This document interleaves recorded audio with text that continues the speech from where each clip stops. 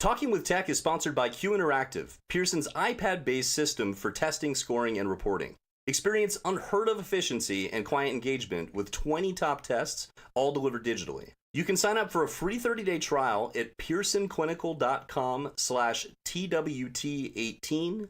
After that 30 days, if you want to go ahead and use it, call 1-800-627-7271 and give them promo code TWT18 to get 10% off the Q Interactive license. This is only good through the end of the year, December 31st, 2018, so try it now.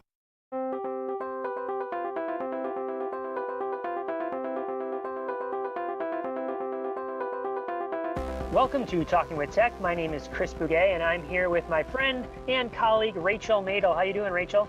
I'm doing really, really well today. I had an amazing experience today that I feel like just reminds me why I am a speech therapist, and specifically, it was an AAC experience. I did an assessment today, and this little boy is, he's 5 years old, and he hasn't had any services for 2 years. He had some early intervention services, I guess, that stopped when he was about 3. And he's, I'd say, basically nonverbal. Like, he had some words, but no real functional communication. And he's at a school that has never had any type of interactions or any students that are nonverbal, let alone even with an IEP. It's a charter school. And I spent 2 hours assessing him and trying to figure out, what kind of technology could really help him. By the end of our 2 hours together, he was hopping off the swing and coming over to me to initiate on the device. And it was like, and it was perfect timing, because just as I was leaving, this little boy was leaving, and he was saying all these words. He was saying so many words. And the principal was like, wow, why is he talking so much? And I'm like, it's because AAC helps kids talk. And it's just like, it was so perfect, because I couldn't have, created a situation that was any better to showcase that AAC helps kids communicate verbally, along with, sometimes kids don't, have the ability to communicate verbally, but it was such a great experience. That's so awesome. You're like a myth buster. That experience, like that principal was probably like, what? I had no idea that could happen. And you just totally shine the light on it. That's fantastic. I know. It was super, super rewarding. And everybody there was this energy. Everybody was so excited. And they had no idea that this, child was capable of all these things. It was just like, everyone was amazed. They're like, we can't believe he's like, we've never seen him this interested in an iPad. We've never seen him sit and attend. I'm like, see what happens when you, first of all, believe that he is capable, right? Because I could have come in and just been like, well, let's see what PEX is all about, or let's use, maybe some low tech options, which they had tried, but, weren't being successful. And instead I was like, I came in, I'm like, listen, like, we're reaching for the stars here. And you know what? He rose to the challenge. Rachel, give me more specifics. What exactly did you do? How did you get that joint engagement with him? Well, first of all, when I first walked in, he was having a really tough time. He didn't want to be sitting in the classroom, and he was kind of running all around. He elopes a lot. And so, the first thing I do when I go into an assessment is, what is this child motivated by? He wanted to move, and I was like, we're moving and shaking. I don't care if it was just recess. And so we left the classroom, we went to the playground, we got on the swing, and I just started having him say, I was like, ready, set? Because he was able to say swing, and he was able to say push, probably because that swing is very motivating to him. And so of course I was like, what kind of core words can we do with this? And, we started working on ready, set, go. And it was amazing. He was saying go by the end of it. And I was showing him the device, and he was so interested. He kept saying go and stop and go and stop. But it was a really, really great experience. When you say go, was he saying go verbally? So he was hitting it on the device. He was activating on the device, and he was then imitating it. So and then by the end of it, he was still saying verbally swing and push, but he was activating it on the device and then saying go, which was so cool. That goes to illustrate the point that if you're engaged and you're having fun and you're doing something that is student led, then they will do it. They will produce the language. That's such an awesome story. I'm so glad you shared it. I'm so glad you got to have that experience. experience. I know. It's just like these are the days and the moments where you just feel so lucky to do what you do, right? Like it's just sometimes they're hard. Don't get me wrong. I'm like some days nothing's going according to plan, nothing seems to be working, kids are throwing tantrums, but these moments where there's such a high level of optimism and excitement about what a child's capable of, that's why we do it, right? It's because we can give kids the tools to do all those things, and it just feels like a really special gift that we have, and I just love it. I love my analogies, right? I love me some I analogies. can't wait. I So- love your analogies probably more than you do. my analogy there is for anyone who plays golf, right? I haven't played golf in years, but when I go out there, I would hack away, right? And these huge divots, and the ball would go off to the right or off to the left, and I have to yell at 4 so I didn't, hit somebody in the back of the head. I was like terrible at it. But then you'd get this perfect swing, right? By accident, I didn't even know what I was doing, but bam, and I'd hit it straight, and I'd be like, I am Tiger Woods, like that was amazing. And that's what it's like sometimes. I think with AAC is that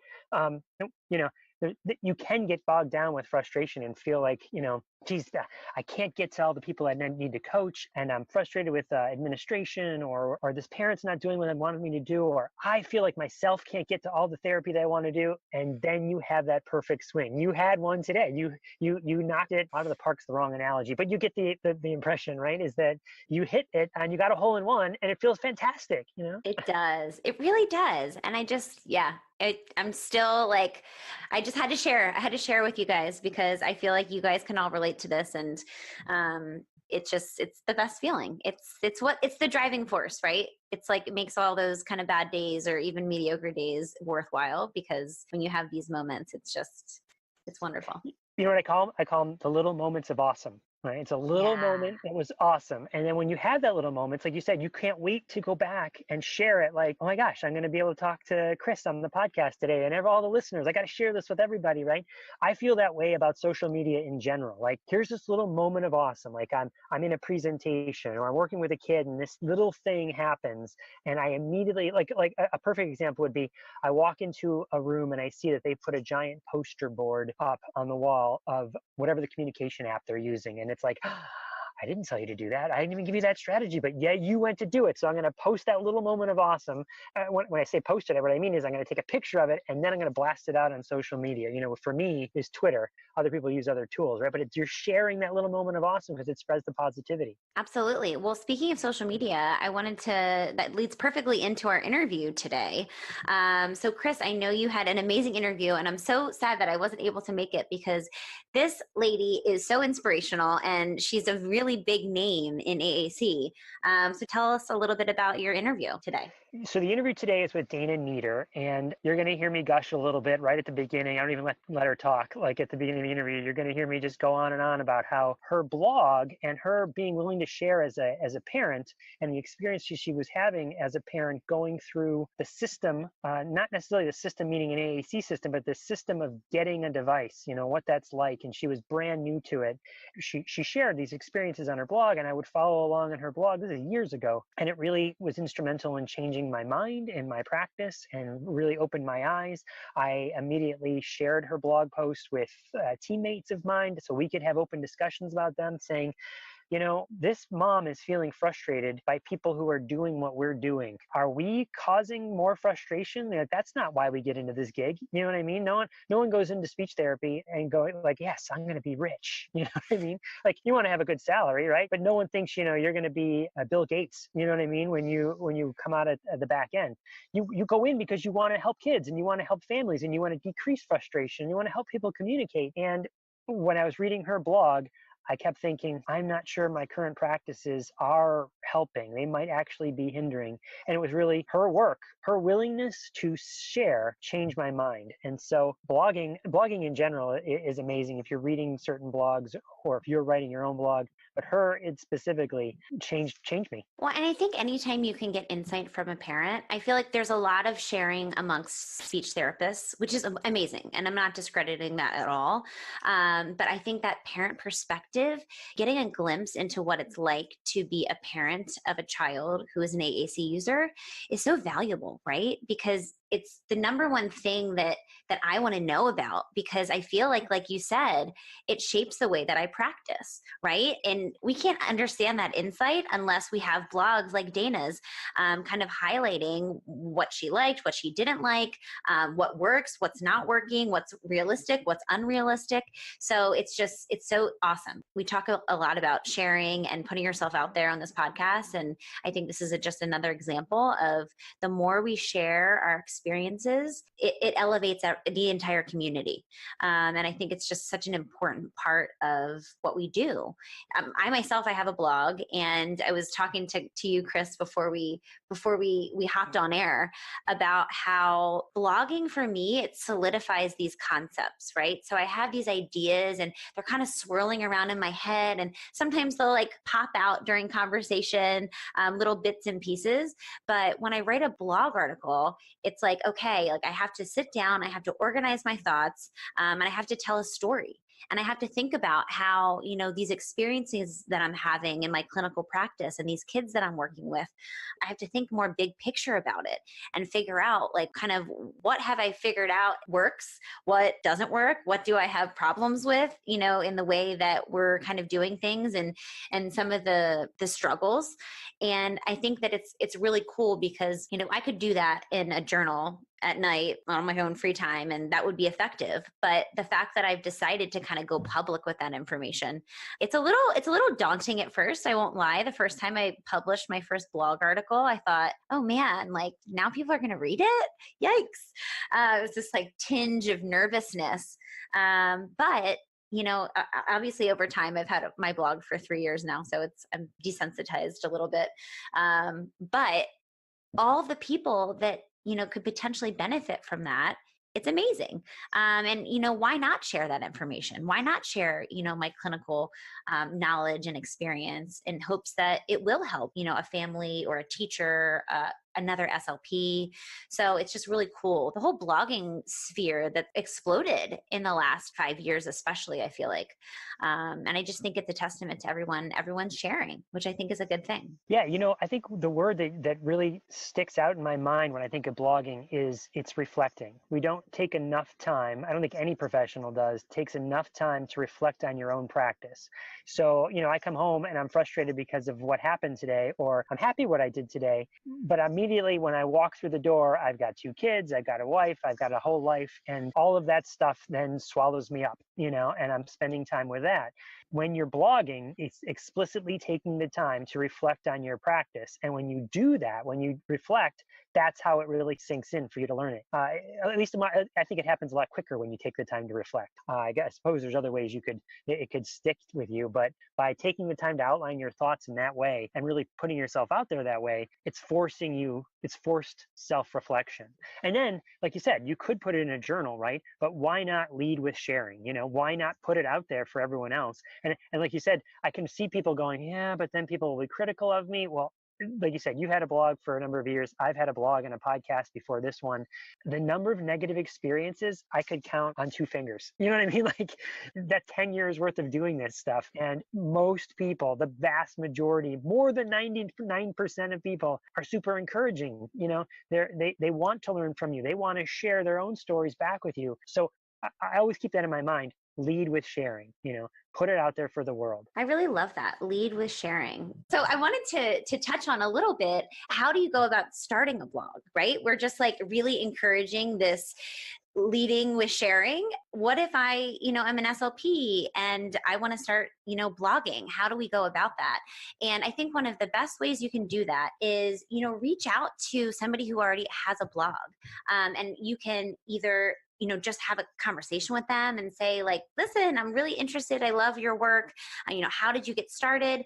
Oftentimes for people who have blogs, they're very willing and open to have you contribute. So if you want to, have a guest post and you can share your unique experience with them, Practical AAC is an amazing place to share. And I know Carol is always looking for new perspectives and, fresh content. So I think there's a lot of different ways that you can start getting your name out there. Even something as simple as a school newsletter. If you're working in the schools and there's a school newsletter, you can just write a little blip about, AAC or speech and language development. It doesn't necessarily have to be AAC specific, even that if that's what you eventually want to talk about. We're speech language pathologists for the most part, and I think we have a lot of really useful information to share with the community. It can be as simple as 5 strategies to facilitate communication, or you never know, but finding ways that you can start just writing, I think is the first step. Absolutely. I think you hit the nail on the head. First, just start and write and write, and then write some more. Make a list of topics and keep them in a place, and then keep adding to that list. You'll see that if vlogging's for you, the list will keep growing faster than you can write them. Pick a platform. So I know I've used WordPress in the past, but my wife was a blogger for many years, and she used Blogger, which is the Google version, which is a little bit easier to integrate, like ads and things like that. At least that's been our experience of it. So pick a platform and go with it. Play around with it and have fun with it. You can always put your ideas down and not hit the share button. I think that's another thing you can remember. Just keep it in draft form if you want, and then eventually hit the share button. Something else I think too is you don't necessarily have to be, especially in today's day and age, your blogs don't have to be super long, right? It could be an image and then, 2 paragraphs, maybe 1 paragraph. I know a blog that I subscribed to for many years and continue to subscribe to is Sean Sweeney's Speech Techie blog. It's kind of famous in the speech world, and his posts are relatively short because he understands now in today's day and age, TLDR. Too long, didn't read, but if it's just, here's an image, let me tell you about this app, here's 2 or 3 ways why I like it and how I use it, good to go. It doesn't have to be what's it called, War and Peace. You don't want it to be War and Peace. You want it to be short. Yeah, and I have a blog and I also do video content, and so I'm always thinking through the lens of like, what can I create, and what kind of content do people want? And now that I kind of am thinking through that lens, as I'm going through my day to day and my practicing and I'm working with kids, it's like whenever I have this, well, 2 things. One, if I keep saying the same things over and over again, I'm like, let's just like make this into a blog post that I can share or a video that I can share, almost just from an efficiency standpoint. Because it's like, okay, like I keep saying the same things over and over again. It's time to create some type of content that I could just email to somebody or text them, because it means it's important, right? If we keep saying it over and over again. But the other thing is when I get excited, when I'm talking about something, when I'm feeling really passionate, that's a clue that I should write it down, because that means that something inside of me is like sparking. And I think that's when you write your best content, is when you are super passionate and there's kind of like a little internal spark that has lit. And I think that's when my best work comes out of me. So Rachel, what you're talking about there is duplicating yourself, right? If you said it 3 times, the 4th time you are wasting your time, because if you had taken that 4th time to write up your blog post, now you can be duplicating yourself, meaning someone right now is listening to you and me on their drive or their commute, but someone else is actually spending time with you live right now in person in a therapy session or something. And then there's someone else who could be reading your blog post. You have now effectively made 3 Rachel Madels. You've duplicated yourself. We should get shirts made up that say Rachel Madel, Rachel Madel, Rachel Madel on our shirts. We should. Maybe we'll do that at ASHA. Maybe you'll see those shirts at ASHA. Yeah, you might. And if you do, you should definitely tag us on Facebook, because we might have some really fun Talking with Tech shirts going around. But I think the concept there is that you are cloning yourself, you're duplicating yourself, you are making a copy of yourself so that you're not wasting your time. It is using your time effectively, that I'm going to say this to you, parent, but you're also going to need to not hear it maybe more than once. And so I'm going to send you this blog post, or here's the video that I made, here's some other content that will reinforce what I've just said to you verbally. I've often heard that too, that, okay, so if you said it 3 times, the next time you have to create some sort of video or blog or create it in a different multimedia. I think of that same thing about professional development, is that if I've made some sort of professional development course, or if I've made some sort of professional development experience, the next obligation is to make that professional development experience again in a different modality. If I've done it live, now I have to make a video of it, and then we have to talk about it on a podcast, and then I got to write about it so that people can experience it in the way that best meets their needs. Some people like listening, other people like reading. And I think that's a really important point, is that we know that kids that we work with, they all have individual differences. So do adults. And some, people like different mediums of information and consuming different kinds of, different formats of information. So I do the same thing. I'm like, okay, this was a blog post. Now let's make a video. Or I already made a video about this. Let's make a blog post.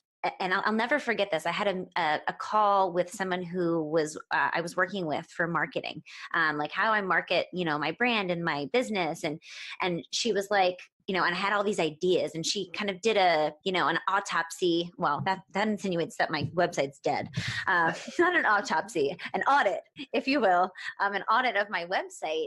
And she kind of looked at all the content, and, then we had a call, and I had all these ideas. I'm like, I was just spewing out so many different ideas for content. And she's like, you need to squeeze every drip out of the content that you already have. Like, you do not need to spend all this energy making more content. She's like, you have tons of content. You just need to start repurposing it and repackaging it. So I just thought that was really interesting. And, I guess because I just wrote a blog or I just made a video, I'm like, well, that content's done. I need to make other content. And the process of kind of making a video out of a blog and all those things, it makes you think, oh, well, in the video, I can show this, and I wasn't able to show it in the blog. So you just kind of think through the lens of the different kind of modalities, and it changes the content slightly. But I think it's a really good strategy. I love it. Now, so we talked about writing on blogs, but something else to write is reviews. Yes. And what's actually great is that we are at 60 reviews. So if you guys haven't heard about us talking at the very end of our episodes, we are trying to get to 100 reviews by 2019. And I'm really excited, guys, because I think we started with 30? So we've almost doubled our reviews. If I was running a marathon, I feel like I'm halfway, and I'm like, I can make it to the end. So if you guys haven't already, please, please, please leave us a review on iTunes. We would greatly appreciate it. One of them I want to share because I think it's incredibly relevant. It's from a parent. And because Dana is a parent, I thought, why not share this amazing review? So it says, I listen to this on my exercise walks at night, which is supposed to be my time to decompress, but I get so excited about all the stuff that I hear. And I want to look up the references and tell everyone about all the information. It really helps to see the perspective of an SLP in all of this, as well as these resources. As a mother of a young user, it's pretty isolating and difficult to see the future. So it's really cool to hear about an AAC conference of adult users and all these interesting ideas about how to implement and how to coordinate with all the providers, etc. I just love it. What an amazing review. I love hearing that we have parents listening out there because, I know we have a lot of SLPs and professionals, but we really try to create content that is helpful to everybody, right? Because we know that, it's not just SLPs that need to know this, it's parents and other professionals outside of the speech therapy world. So what a great review. That's so great. Thank you. Whoever wrote that, thank you for writing that. And for all of you who have written reviews, thank you. And for all of you who are about to go write a review, thank you so much. So before we head into the interview with Dana Nieder, here's a quick message from Exceptional Ed.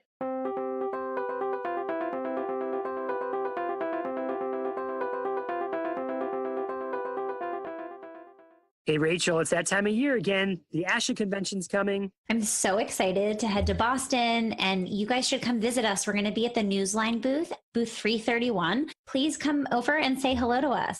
Yeah, I'm not going to ASHA. I wish I was going, but if you're like me and you can't go, isn't there some sort of digital goodie bag? Yes. So beginning on November 15th until the end of the year, you can sign up for our ASHA goodie bag giveaway. And it's packed with all types of resources, checklists, how-tos from myself. I have a resource that I'm giving away. Danielle Reed with Sublime Speech, Tracy Sipple, who is a telepractice expert, and many, many more. So go to exceptionaled.com/ASHA ASHA 18. And everybody who signs up also gets access to Newsline's news, jobs, education, and blogs. So don't forget to sign up for your free goodie bag. The other exciting thing is that we're giving away a $100 Amazon gift card. So if you come visit us at the booth, we will ask you a simple question about how your experience is going at ASHA, and you will be entered to win our gift card. So you go to the Newsline booth, which is number 331, when you're at ASHA, and then you can sign up if you're not there to get the goodie bag, but you can also talk to the people there at the booth? Yes. So I'm actually going to be there for some of the conference, and we're going to be doing live interviews. So if you are our lucky winner, you get the Amazon gift card, and then I'm pretty sure that you're going to be featured on air on our podcast. That's awesome. So once again, that link is exceptionaled.com/ASHA18.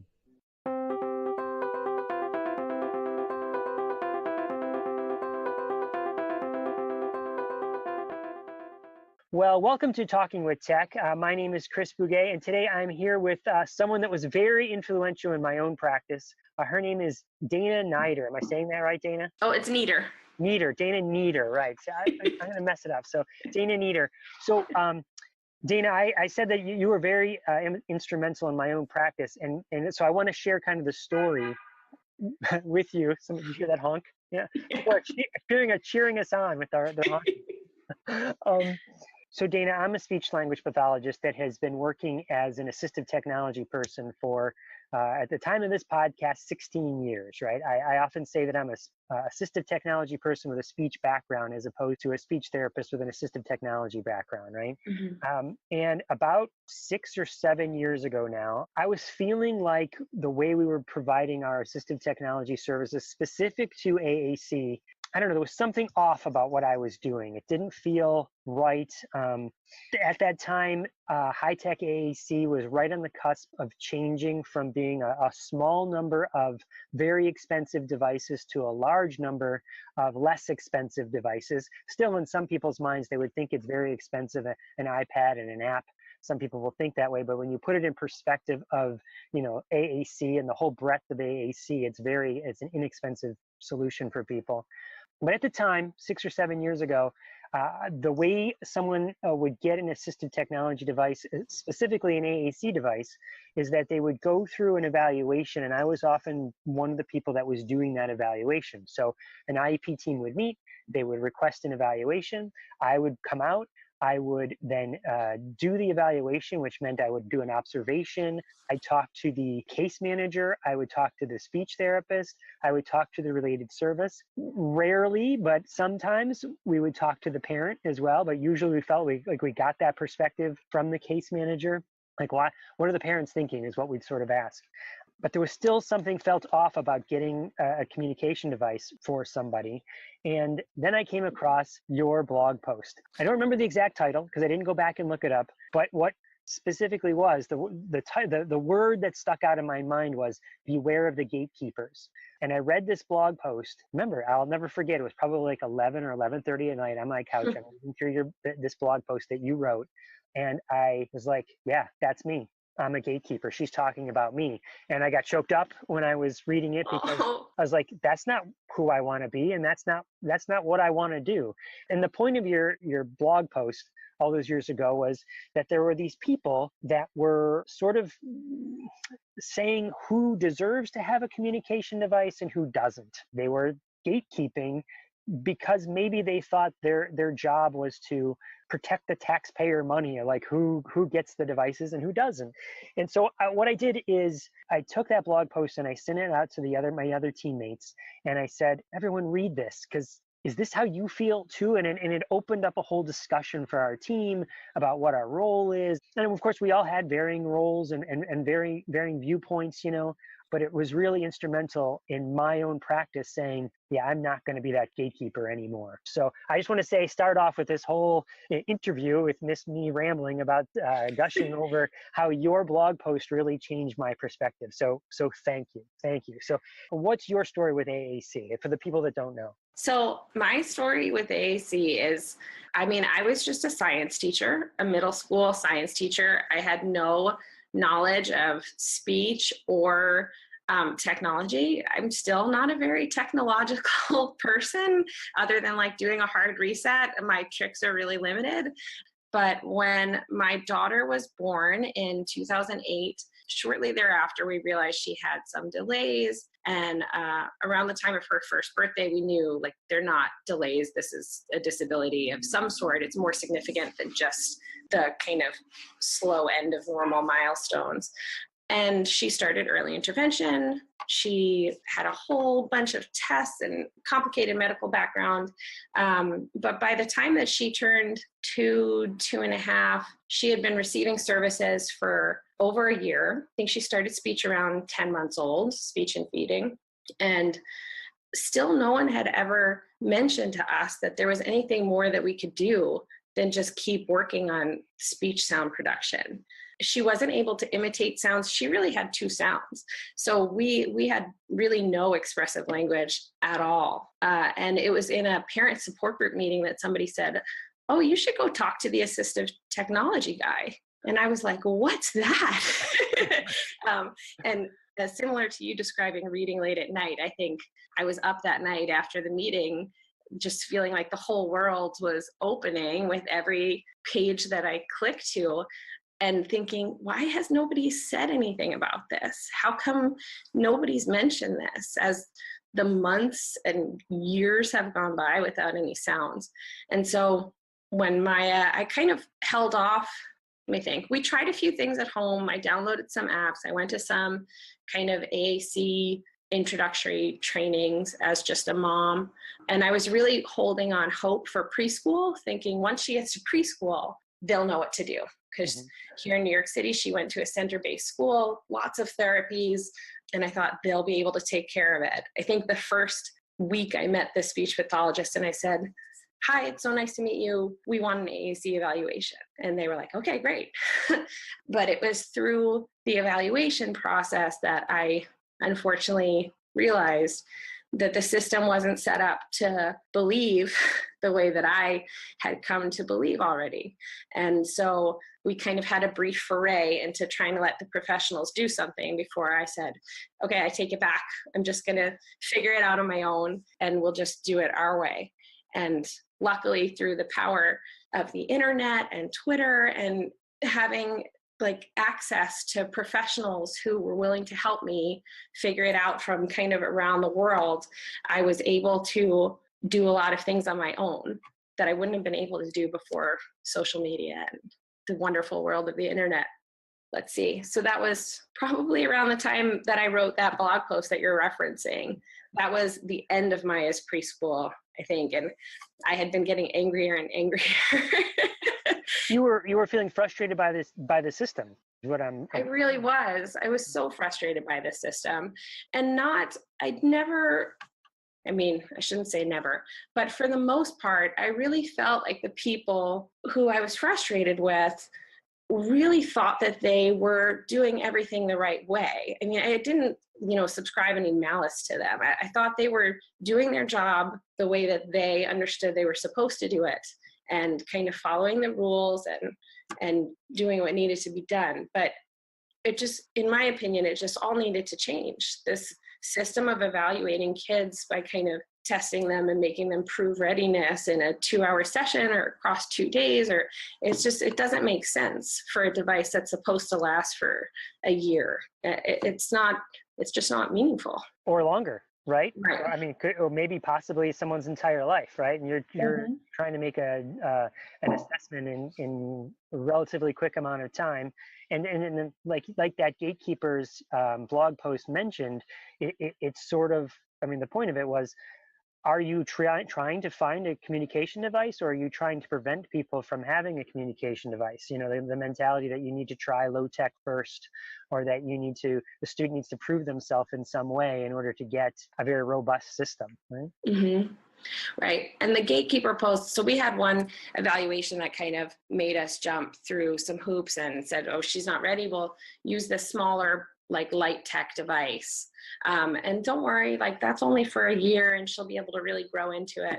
But then the field changed, more apps were released. We found Maya uses Speak for Yourself, and she's used it since she's 3. It's been a great fit for her.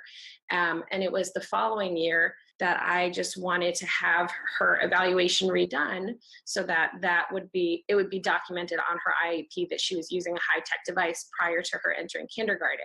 Mm-hmm. And that was the evaluation when the evaluator said, I really think she'd do better with something more simple. After she had been successful for a year using this device that she could really navigate quite well. And I think it was probably a day or 2 after that meeting that I wrote the post. I couldn't do it anymore. Right. So tell me what your experience has been since then, because when I think back to 2008 and 2010, right in those years, that's really when maybe I would say the shift in AAC has happened. I think, core vocabulary was still kind of a new concept for a lot of teachers, definitely teachers. It's still new to a lot of teachers, but I think you'd be hard pressed to find a speech therapist that hasn't at least heard the words core vocabulary now. Right then was when more and more, like you said, Speak for Yourself came out, Lamp Words for Life came out, Prolo Quo had been out, and now there's even more. And so, like I said, the price point has come way down. What is your experience since then? So my experience since then, that's a good question.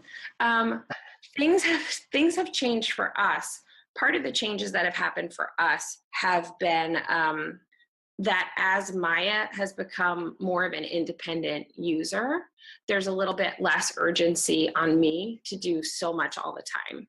So whereas in the beginning, I think for most parents of children who use devices, especially when the parents are kind of the driving force behind the AAC use, there's so much worry about whether carryover is going to happen at school, which I know is kind of the opposite of that a lot of speech therapists deal with. Oh my gosh. Yeah. I think most speech therapists are like, no, we're trying to do it at school, and getting the carryover at home is what's hard. So yeah, no, as a family who kind of drove that bus on our own and got the device, I was always concerned with, are they going to use this at school? Are they going to take the time to figure out how to use it? So right in the beginning of the year, I would go in and do like a very small training for the classroom staff. And then I try to meet with the speech language pathologist and do a training there. When she was in preschool, I was making modified material. So I was making like word maps, and I would say, send home the book you're going to do, and I'll cue it up for you. And so now Maya's 10, she's really able to handle herself. If she wants to show them where a word is, she will. More likely she will not show them because she doesn't want to, but that's also her choice. And so there's a little bit less urgency for me. And I think also as she's gotten older, this is just something that she has all the time. It's not optional. The people at school are used to seeing it with her. So all of that kind of fear, is this going to get left on a shelf? Is this going to get taken away by somebody who doesn't know better? It's a lot less scary as the years go by. So you're past all that. You're past all that. Yeah. Yeah. Can I ask, how do you think you got past that? And let me preface that by saying, like, you said you did a lot of work at home. And so you mentioned that one strategy there specifically were the word maps, right? Can you describe that a little bit more? What is a word map for parents that are like, what's that?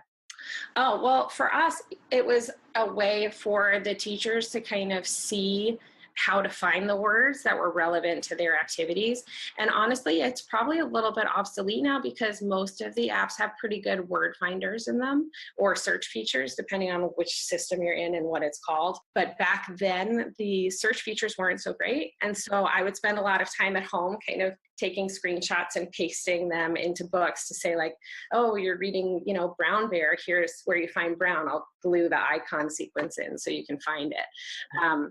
So I was just trying to make everything as easy as possible for anyone who wasn't me. Like, let me do all of the heavy lifting so that all that you have to do is kind of the more rewarding part of like getting to use this with her and seeing how cool it is.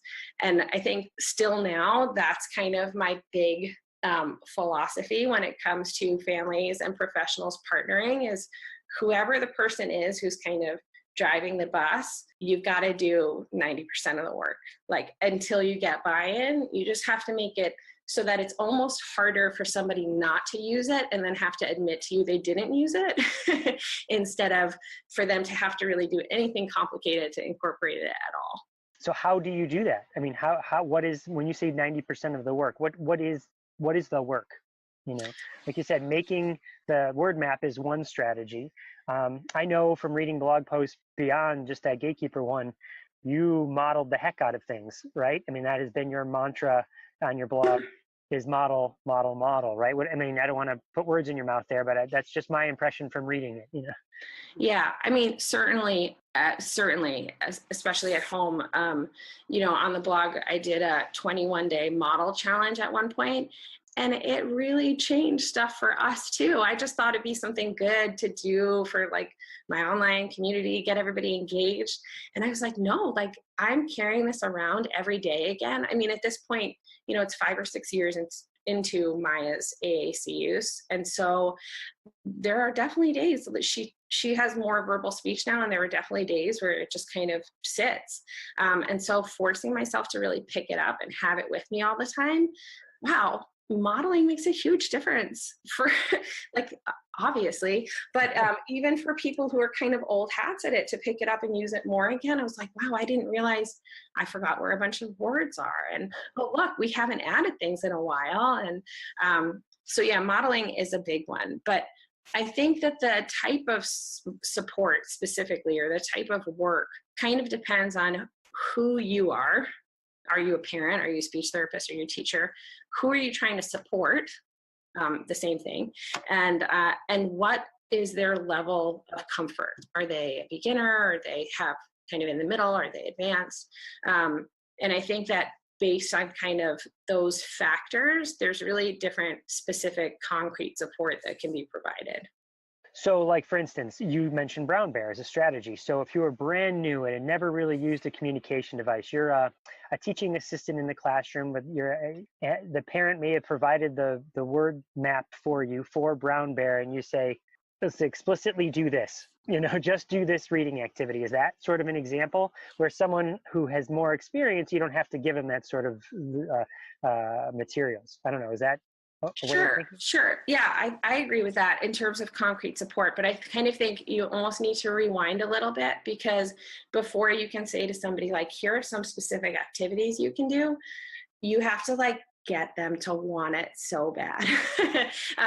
When I talked recently, I got to speak at AAC in the cloud, and I presented on kind of this teamwork and how the leader can kind of support. And the first step that I had in like kind of my framework was investing at every level, whether you're a beginner, you're intermediate, or you're advanced. You have to get investment from the people that you're trying to team up with. And I think that the investment can be broken down into like perceiving that something could happen. So for a beginner, it's really easy. Like you have to see that there's a need for something, right? So perceiving that there's a need for us to use a system because we don't have enough speech. And then you have to believe that it can happen. And once you have the perception and the belief that it's possible, that's where I think investment just happens naturally. And then if you're going to take that further, if you go to somebody who's maybe an intermediate user, they need to perceive that they're not at the end of the road. So maybe you have like a lot of words and you have a lot of comments throughout the day. Well, it's time for you to see what's missing. Are you missing a level of questioning? Are you missing some sort of pragmatic exchanges that you could target more effectively? And then again, you need to believe that the child that you're working with or your student is capable of continuing to develop in their AAC use. And I think kind of at every level, that investment is the first part, because telling people, here's an activity, you can do this is, I mean, maybe, but it's not going to translate into long-term anything. You and I would be best friends in real life, because let me just tell you that's exactly how I start all of my presentations. Is like, people want to come in and they think we're going to talk about core vocabulary or selecting a device or something like that. And the first like half hour is all about exactly well, I have this thing called the necessary components of successful AAC. And the first necessary component is believe they will. and it's all about the presuming potential. And I love what you said about the need, and the way you described it is so perfect. It's like, okay, once you've met that need, then what's the next need? And then Mhm. once you met that need, what's the next need? I can also remember again, I know I'm fanboying out here a little bit, but one of your quotes, either on social media or it was, "What was the last day you stopped learning language?" You know, like what's the last word you learned? Because there's always more words to learn. You know, you never stop at any age. So you can't say someone's 21 or 22 and they're too old to learn a communication device. Like, no, Right. that's bonkers. You got to keep going. And there's a need there, and keep teaching it, right? Right. And it keeps going. I mean, still, like Maya is a capable AAC user. And honestly, over the past years, her verbal speech has developed more, and she's kind of hit her preteen attitude. She's like, kind of like, no, I don't want to. And I'm just kind of like, okay, I'm sure this is a phase, well, I kind of need to up my modeling a little bit, but I know she can come back to it. But I still think all the time about how much further she could go. Mhm. I mean, and when I see the most fluent adult users, it's amazing that they're amazing communicators. And I think that that's also something important that sometimes is lacking, even from speech therapists who are like really passionate about AAC use and implementing it with young clients. Like, they need to watch some adult AAC communicators, and they need to really see what they're working towards, because it's easy to kind of get lost in the day to day and feel like, okay, look, we did it. We've got these great sentences. But you got to aim high. Yeah. Again, that is such excellent advice, and it's something that I've tried to challenge myself with, is spend as much time with people who have come out the back end being successful users, because you can learn so much from that. And like you said, give you a perspective.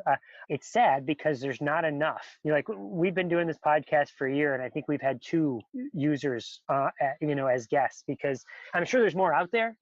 It's just hard to find them. And then there's that whole thing of like, okay, just because you are a successful user, it doesn't mean you're obligated to teach anyone else. Do you know what I mean? It's like being good at basketball doesn't mean you have to be a basketball coach. Do you know what I mean? Yeah. You're good at it, and you put the time in and practice, and now you get to live your life.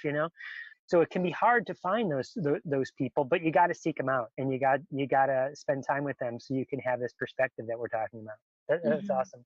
So going back to AAC in the cloud, you had talked about like building a team and being a leader of the team. What else did you talk about at that conference? I kind of went through, let me think, what else did I talk about? I talked kind of specifically about each one of those levels with the beginning users, and kind of not really beginning users, beginning team, intermediate team, and advanced team, the team that's supporting those different AAC users, and kind of work through what I thought of as like a 4-part framework at each stage, which was the investing that we talked about, then empowering the person. So first get them invested, then empower them by making them feel like they're able to do it. I think a lot of that comes from watching videos, because I was really intimidated by the idea of modeling. Like almost like analysis to paralysis, like what verb tense do I model? What if I want to say goes, but I have go open? Do I need to, every little detail felt make or break when you're trying to teach language. And when I was doing this, since then I've gotten a degree in speech language pathology, but back then I was a former science teacher. I had no idea what I was doing, other than really wanting to do a good job. And so, but watching videos online, and now there's so many more, but I just found videos of modeling, and I was like, oh, like it's just like talking and pushing the button. I can do that. Right. That can happen. And so investing, empowering, valuing the team member, which I think can be challenging. And I think almost it can be more challenging the longer you're in the field. If you're kind of have had a lot of as a professional, if you've struggled to get families involved, and you feel like you have another family that's not really getting involved, it's easy to come in and be like, oh, this is happening again, rather than really listening, because wow, families have a lot going on. And then also providing that specific support at each stage after you've kind of listened and figured out what would make this easiest for the person that I'm trying to get on board, and then trying to provide those things. So during the talk and the PowerPoint and the videos all online at the AAC and the cloud website, but I spoke kind of specifically about how to support people at each level.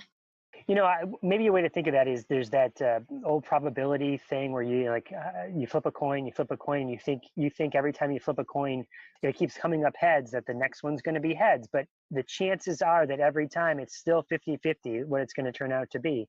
And so maybe that's a perspective that we can have. It's like, oh, like you said, here's another parent, or here's another family that I'm going to tell them you should be model, and here's some videos, and let me show you how to do it. And they're not going to do it, and then get frustrated, and to the point where you are like Spider-Man. You're precogging, you're thinking beforehand what's going to happen. You know what I mean? Your spidey sense is going off, going, yeah, this family's not going to do it, so I'm not even going to give them the resources. I'm not even going to try. But it's like flipping the coin. You have to remember, this is a new family with a new set of circumstances, and they might be the family that does it, and if they don't, what can you do differently, right, to help support them? Right. And there's families that are, that was another thing that I discussed actually, was kind of the reasons that families might be resistant or hesitant, because it could really be either. And I think those are also two very different things to get on board. And it's not without meaning. Families and speech language pathologists, we all want to support this child in becoming the most effective communicator that they can be. And so I think that families really struggle with a lot of different challenges that maybe would be difficult for some professionals to imagine. So some of them would be, a lot of families are provided with misinformation, and sometimes by professionals, such as, your child really has to use all of these, they have to get to, level 4 with the picture cards before we can transition. And so then if a new person is saying, I really think they should have a device, well, if you had a longer relationship with the person who is telling you they're not ready yet, and this new person comes in and says, let's get them on a device, that's really confusing. And I think above all, parents are worried about doing the wrong thing. And when there's conflicting advice, it's really difficult to figure out. Yeah, that can be so difficult. Well, hopefully there's less people that feel that way now. And I know they're still out there because I have conversations with them out in the world. I was just presenting at a conference recently, and during a break, a professional called me over and said, "Are you saying maybe we don't do picture exchange?" And I was like, "No, I'm not saying maybe don't. I'm saying don't." Is there some part of my presentation that I thought like it was confusing? Because I thought very clearly, no, I'm saying you start with robust and model. And if there's some reason not to do that, be explicit why you're not doing that, But yeah, that is such a good perspective, that if you had such a long relationship with a previous person, or you're getting misinformation, or you're getting conflicting information, how do you know what the right thing to do is, Right. Or like we said before, I think that especially parents, they don't know what AAC is supposed to look like. So do they think that it's just going to be, like pressing cookie and giving your child a cookie? Because that might not seem like any more communication than the child taking them to the cookie box and pointing to it. So I think as we're thinking about making sure that as professionals in the AAC field that we are trying to seek out advanced AAC users, we also have to make sure that we're sharing some of these stories and videos with families so that they see what autonomous, independent AAC use can look like as an end goal. Yeah, there's this feeling maybe that you're not alone out there, and you can do it together. And if you're part of a community of people that are trying to figure this out together as well, right? Your blog, for instance, was an example of that. You could go and you could read whatever another story of another parent, another family is doing, and you could say, well, that family's sort of like my family, so maybe I can do what they're doing, right? Is that kind of what you're getting at? Yeah, and I think that the same way that I think it's really important for people who use AAC to find a community of other people who use AAC, because I think that that's a common cultural kind of reality. Like that is Maya is an AAC user and she's primarily not a speaker. And so she has more in common with that community than I have with her in that regards. And it's important for her to get to know people in that community through camps or through programs. And similarly, I think it's important for families to be able to connect with other AAC families to understand what this looks like. And yes, we have the same challenges and keep going, and, to encourage each other and to push each other when we need to be pushed, and also to kind of pat each other on the back when the road feels long. Are there any specific, groups or resources that have helped you over the years, or that you participate in, that you would recommend to families? Like, you should definitely get into this community if you can. I try to seek out the communities where I feel like there's a mix of voices. I like the kind of a lot of the different apps. The Speak for Yourself users group happens to be very active, and also happens to have a mix of people who are on many different systems, even though it's called Speak for Yourself users group. And so that's one of my favorite Facebook groups. There's also a kind of a new to me group anyway called Ask Me. I'm an AAC user. And so I value those voices so highly. And that's one of the things that I actually like about the community that tends to follow our blog too, is I feel like when I post something, I'm seeing professionals, I'm seeing parents, I'm seeing other therapists and teachers. In terms of the professional pages, obviously things like Practical AAC, things like your podcast and Lauren Enders and Rachel Langley, and kind of the hit list of people that you guys have had on the podcast. But in terms of communities, I like the ones that don't feel like echo chambers. I want to hear a lot of voices. Yeah, different perspectives. I often fear that too, that you could, you wrap yourself in this bubble, and then you think you're doing the right thing all the time because you're just talking to all the same people that have the same perspectives of you as you. Right. So you have to get out there and hear those other perspectives and have an open mind to them, so that you can say, okay, is this something I'm doing right? Maybe I am a gatekeeper, because if you don't do that, you just think you're right all the time, and you keep patting yourself on the back. And so, yeah, it's cool to challenge yourself. Plus, like you said, different voices from different perspectives, not just people who think differently than you, but who are coming from different perspectives. The parents, doctors, occupational therapists, speech therapists, teachers, because then you can all get a better picture of how it can work. So back in the day when you were first modeling and first implementing the device, Speak for Yourself, did you have like a specific way of doing it? Like, what I mean is, some people try and follow like a word of the week, or words of the week. This week we're going to practice in and out, and next week we're going to practice up and down. Or was it more naturalistic, like just around the house where I just modeled whenever I could? What was that experience like for you? It was definitely more naturalistic. I know like Practical AAC has these great like core words of the month and like the year of core words. Now, I don't know if they did back then or if I just wasn't aware of it. This was back like 2012 was when we started, basically the first week of 2012. And so, yeah, I kind of just started with a small group of words that I thought made sense. And when I look back now at some of the stuff that I wrote a long time ago, I'm really glad that I wrote it. And I can look back on it now that I have the speech language degree. Because when I look back, I think, wow, she knew a lot as a mom. And I think that if it wasn't documented, as the years go by, I would somehow start to think that I learned that stuff at school. And so I just wanted to add that in to make the point that I look back and I wish that the blog page would like change color when I started the master's degree, so that you would know like anything before this point was just a mom, because parents can do so much. And now I've kind of forgotten what I was talking about before that.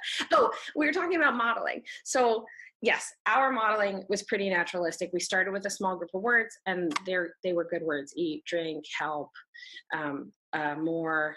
I think we had please and thank you in there, which I know are kind of debatable. but they were important to us.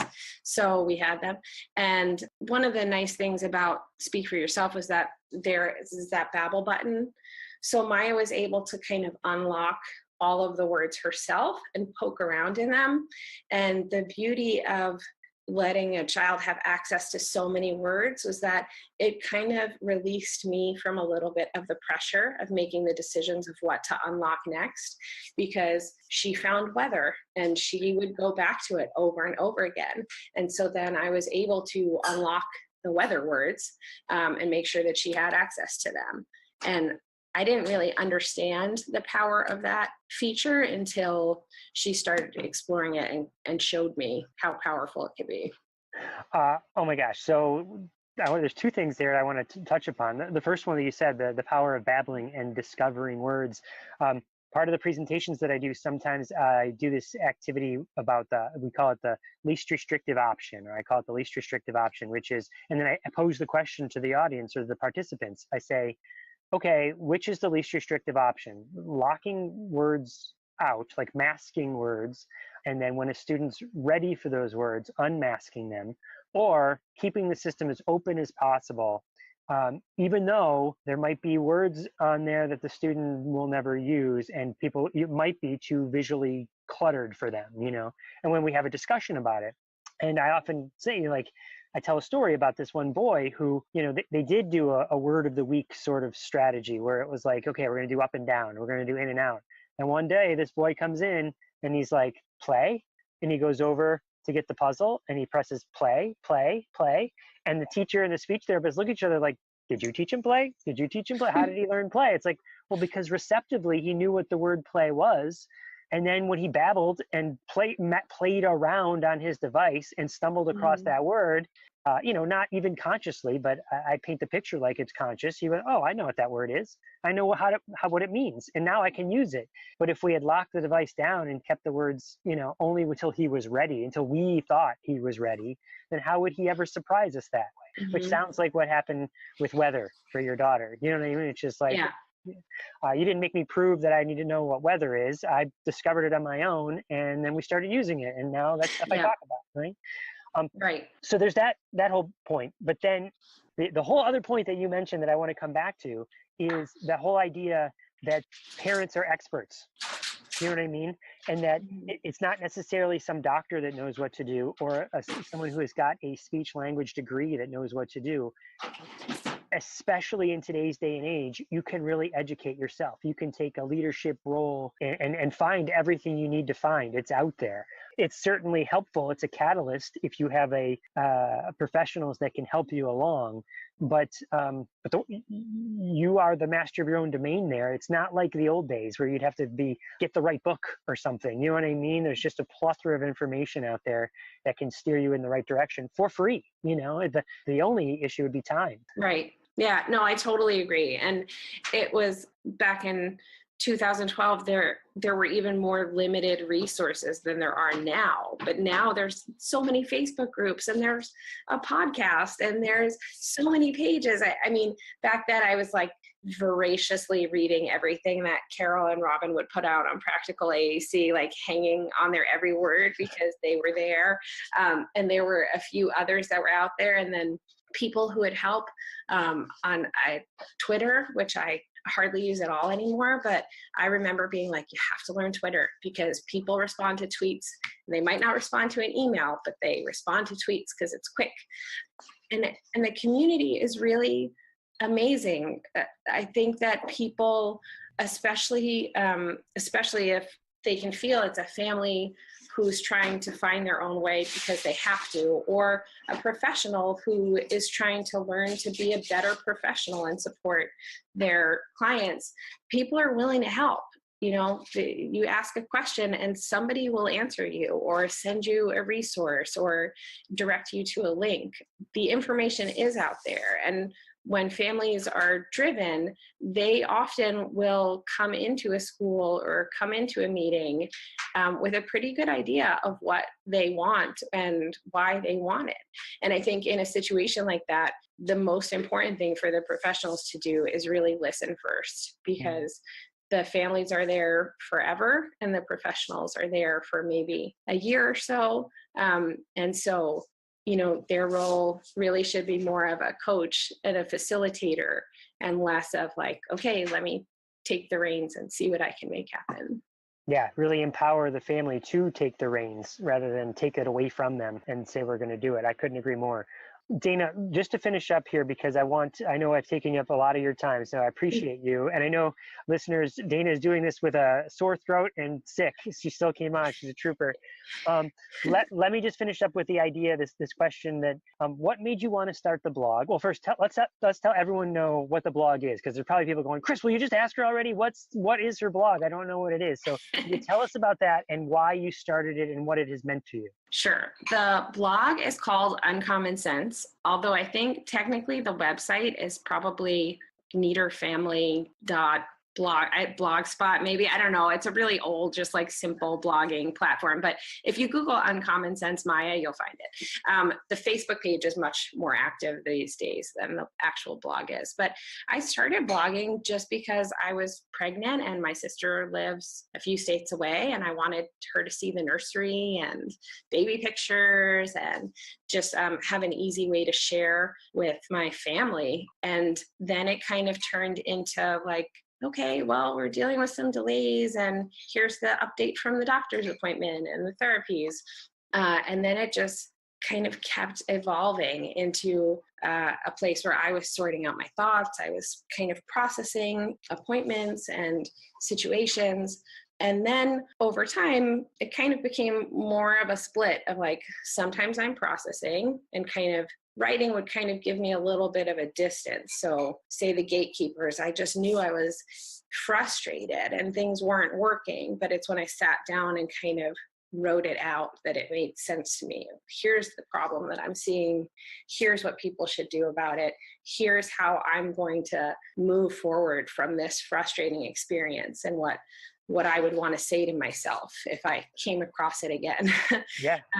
And then it became also kind of writing what I wish I could have read a lot as I became more able to like make a quick activity to do, like, well, let me share that and let me make a book to go with it and share that too, because I can see it more easily now. And in the beginning, this would have taken me forever. So let me help parents by trying to think of the things that would have helped myself if I had read them or saw them, and kind of building community too, like the 21-day modeling challenge and just wanting to help my former self. I think I really do. I write the stuff that I wish I could have found when I needed a hand.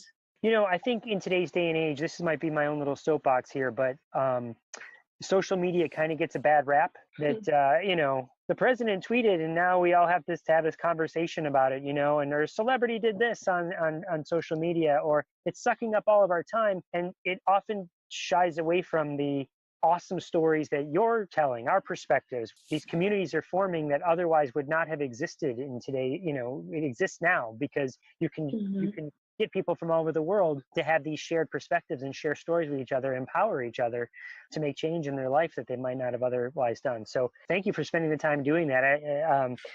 Like I said, I know it changed my life and my practice, and I know it's changed others as well. So thank you very much. I said that was gonna be the last question, but I have one more. What's next for you with your AAC journey? Like you said, what's the next need? But is there something you're curious about or you're thinking about with AAC? Well, I think there's a few different questions in there. So kind of like what's next for AAC? Like, well, for my personal family, which is kind of how this started for us, Maya has kind of moved from being an alternative communicator to being an augmentative communicator, and that's proving much more difficult for us than I anticipated. Using AAC when you don't have another way of communicating was very natural, and using it to supplement or clarify her speech as she's not as interested in participating. And so I'm kind of having to think for my family, like, okay, well, let's try to start this part of the journey. Like, let's see what this is going to look like and how do we do that. For me, in terms of like being out there doing AAC stuff and connecting with other professionals. I just finished, I graduated in May with my master's degree. And so I'm looking ahead. I took the summer off and I'm just starting to look for a clinical fellowship position and finish up the long journey towards being licensed. And yeah, I really enjoy thinking about this partnership between parents and professionals. And I think because I've kind of straddled this triangle that I was a classroom teacher, I am an AAC parent, and now I'm becoming a speech language pathologist.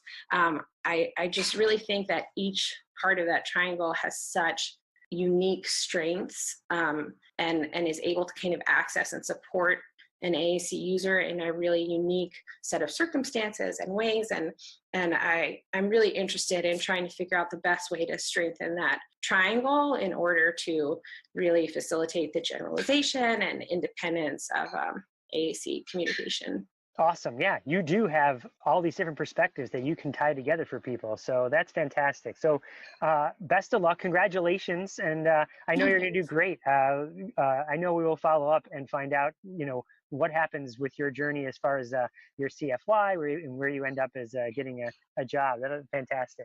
Dana, thank you.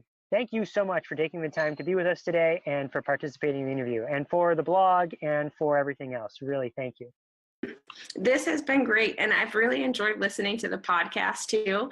I probably won't listen to this because my scratchy cold voice will bother me too much, but I really enjoyed all the other interviews, and I'm so glad I'm a podcast person, and it's great to have an AAC one out there.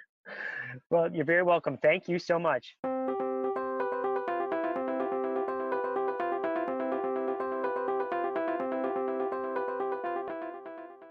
Well, that was an amazing interview with Dana Nieder. What a inspiring mom. I just love hearing the parent perspective. And I think it's, like I already said, very valuable. And I'm just so excited that she was able to come on and you were able to talk to her. Yeah, I hope that people who listen to this will go back and share this episode with other parents. This parent went through what you were going through. Go back and read her blogs. And it's really inspirational that way. And really there's a spirit of you can do it, So speaking of you can do it, you're going to ASHA, right? People are going to ASHA? Yep, I can do it, and I'm going to do it. I'm going to ASHA, which I'm really excited about. Lucas is going to be there too. We're going to really miss you, Chris.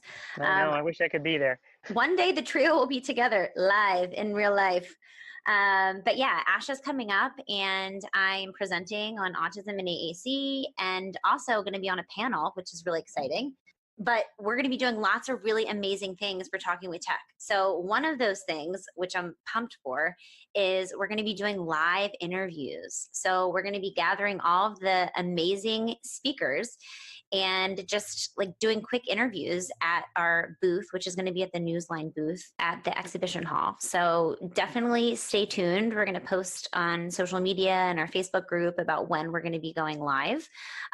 So even if you can't go to ASHA, you can sort of go to ASHA. Hey, so Rachel, when you're there at ASHA and people come visit you at the booth, you can show them how to subscribe. You can show them right on the podcast app, like here's how you hit the subscribe button so you never miss a future content. Exactly. And I'm definitely going to be doing that. That's a really great idea, Chris. I'm going to be heckling people to subscribe and to rate us on iTunes so that we get to our goal of 100 reviews by 2019. Just in case people don't know, hopefully people know this, but if they don't know, subscribing is free. It's not like subscribing to a magazine where you have to pay a monthly fee, or subscribing to Netflix where it's $12 a month. Subscribing to podcasts is free. This podcast is free. So please share it out, subscribe, and show other people how to subscribe. So for Talking with Tech, I'm Rachel Madel, joined by Chris Bouguet. We will talk to you guys next week.